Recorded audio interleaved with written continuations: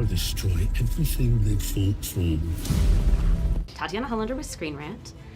Hello, how are we? Wow, thank you. I'm loving season 2 of 1923, which welcome to it, Thank Jennifer. you very much. Yeah, it's quite refreshing to see a woman in a position of authority in these times. How differently will your deputy marshal handle her business than the sheriffs we've seen so far? I think that, Mamie Fawcett probably came to this territory to homestead, and that didn't work out. So then she signed up for the most dangerous and deadly job that existed, to be a U.S. Marshal. But I think that she is committed to the work, tethered to it in a really honest way. So I don't think that she's easily knocked off of her course or easily influenced in one way or another, and also doesn't have a side agenda that she would where she could manipulate situations. Well, or would manipulate situations. We love to hear that. Okay. Also, not easily influenced, probably Teonna. Absolutely, no, she is not. But last we saw you, you were headed for Wyoming. Yes. However, that is not where we find the rainwaters in Yellowstone. Yeah, it's definitely not. How are we going to get you to where you need to be?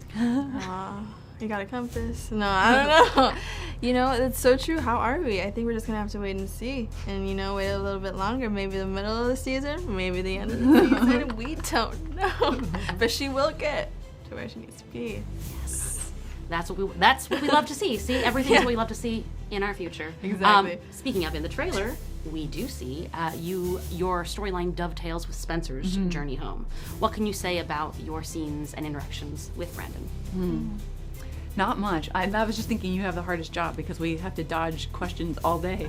But one thing that Taylor does an extraordinary job of is he builds these beautiful planets with every character, and then sometimes their orbits intersect. And you know who Spencer is, you know what his legacy is, or his family's, his connections, but I don't. He's a man in the world, and we're all nobodies together. So it's we all start on a level playing ground. I can't say where it goes from there, but we all start at level-ish.